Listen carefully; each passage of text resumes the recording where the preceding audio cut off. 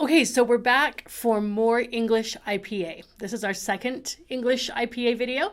The video that we did before this, if you haven't watched it, goes through all the basic IPA symbols and what sounds they make. Today we're going to classify those symbols into 3 different categories and give you some tools for how to communicate the thought when you're singing your pieces in English or when you're coaching pieces in English, right? So let's look at our categories. So the first category we're going to talk about is plosive consonants. So plosive consonants, if you think about your articulators and where they sit in your mouth, so your tongue, your teeth, your lips, those are your articulators. Plosive consonants are made by, here's the cognate, an explosion, right? So b, p, d, t. I always get these out of order. G, k, and j, and ch.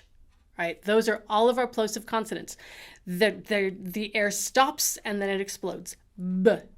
They also, we talked about this a little bit last week. They come in voiced and unvoiced pairs. So B is the voiced consonant and P is the unvoiced consonant. P is one of the hardest consonants on the planet, by the way. It's difficult. Or D, T. But starting to pay attention to how your articulators form the consonant and where it sits in your mouth, both voiced and unvoiced in the pair. That was a bad sentence, sorry. The voiced and unvoiced pair is made in the same place in your mouth. So B is made by your lips and P is made in the exact same place. It's just that B has voice. Right, it has sound to it. I could sing Twinkle, Twinkle, Little Star. B, b, b, b, b, b, b. Yes, I know. I make a fool of myself often. But those are our plosive consonants. Our next category is my favorite category of consonant, our fricative consonants.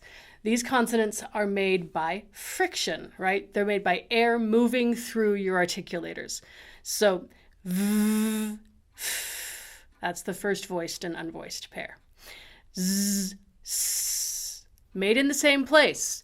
Now, are you a person that makes z and s in a weird way? Some people make, not weird, but some people make z with the blades of their tongue. Z, z. I have a really hard time doing that myself. I find it easier if you make it with your teeth, z, z, and the tip of your tongue behind your teeth, right? Z, s, z, s. Catherine LeBoeuf has some really great exercises if you have a hard time voicing Z. That is a harder consonant than you might actually think. Our next pair is zh and sh. Again, made in the exact same place in your mouth, just one is voiced and the other's unvoiced. Then we get th and th, followed by h. I always forget this one. And hw. Remember the pointy W. It's an upside down W, but it must be pointy. Can I make a W? It must be pointy. That is the HW. Wh, which, when, whether, all of those. I love the word which personally because there's 2 different words. You can have which of these would you like? Or you can have which is a lady with a hat and a broom, right? And you actually need the wh to make the difference between the words. So those are our fricatives. And our third category is nasal consonants. Anything that requires nasality to phonate. So n and ng, that favorite soprano trick warm-up consonant. Those are our nasal consonants. So now that we've used, now that we have classifications, we have all of this information, what good does it do us, right? I mean, the purpose of IPA is to communicate your piece, but also to be able to communicate with your teacher, to be able to communicate with your coach. It gives us a basis for any language and how to make it more communicable, because that is really the purpose of what we do. I mean, the cool part about vocal music is that there's an addition of text. So we want that text to be heard and understood. So there's a couple tricks that you can use to communicate. And this is really small. Let's make it a little bigger so you can actually read that. Okay, so last time we talked about word stress and how when we were talking about all of the schwas and the R-colored schwas and which ones carry stress and which ones don't, we suggested pretending to be the Count from Sesame Street to find your word stress. So, looking at one of these words on my page, sentence, sentence, ha, ha, ha, right? You need the ha, ha, ha, because it's the Count. So we have word stress, but there's also a stress pattern within the sentence, right? A good place to start is making sure that nouns and active verbs are what is stressed. But truthfully, there's 10 different ways that you could read a sentence to communicate it differently. Even if I look at the sentence I just said, we're looking at stress pattern within the sentence. Or we're looking at the stress pattern within the sentence. Or we're looking at the stress pattern within the sentence.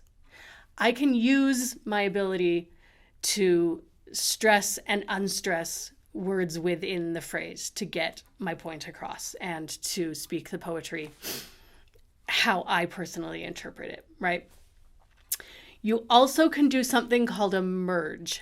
And a merge is any sustaining consonant that ends a word and, okay, let's try that sentence again. When you have two sustaining consonants that end and begin a word. So on this, you can merge those together. All which, from you, right? All of those can merge together. You don't need to do that all the time, but it's a really nice tool that helps really facilitate legato. And that is our goal as singers, to facilitate legato and to have our text be understood, right?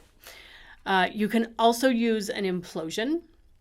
And that's when you have back-to-back plosive consonants. My favorite is soap bubble. Soap bubble ends in a p and starts in a b, right? So we can either say soap bubble and put a schwa in the middle, which is a choice, or we can say soap bubble.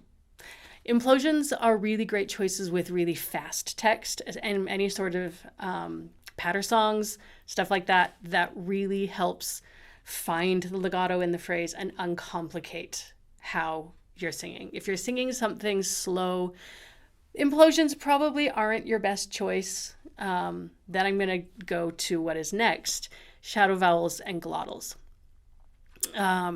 Shadow vowels, I like to put, let's see if I can show you with my pencil here. An itty bitty tiny schwa. That doesn't really look like a schwa, but we're going to put it there. Some people put them in parentheses, but it's a little schwa after the word, like glottal z, right? I like to find the open vowel closest to whatever I'm saying.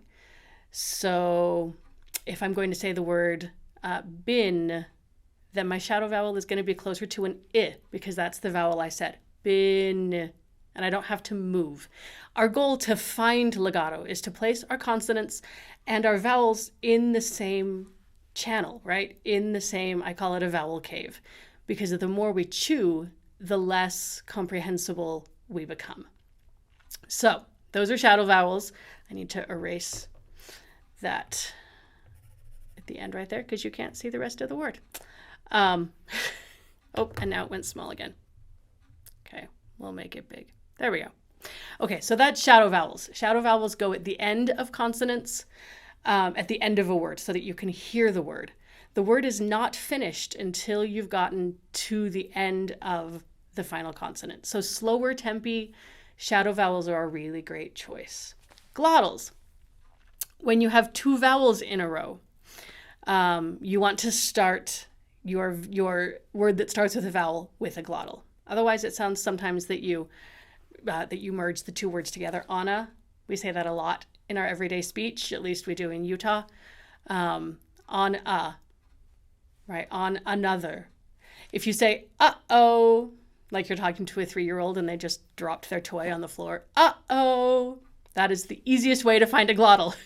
The chords just barely kiss together, and you get that little start of a vowel. So all of those are some tools that you can use to communicate your text, right? So if we were to practice, let me see what's on my iPad. Let me find us something. Oh, you're going to see the mess that is my iPad. Let's look at, oh, where did it go? I had it up the other day. Let's look at some Barber. This is actually one of my favorite songs. Okay, can you see it? Yes, you can. Okay. So, even if we just look at that first phrase, sure on this shining night, right? So I could put a glottal. That's how I put a glottal. I put a little break in between. I could say sure on. My personal choice. You can do different. I'm going to say on this. I'm going to put a merge there because I like that legato. I'm also going to do one there. I would do sure on this shining night.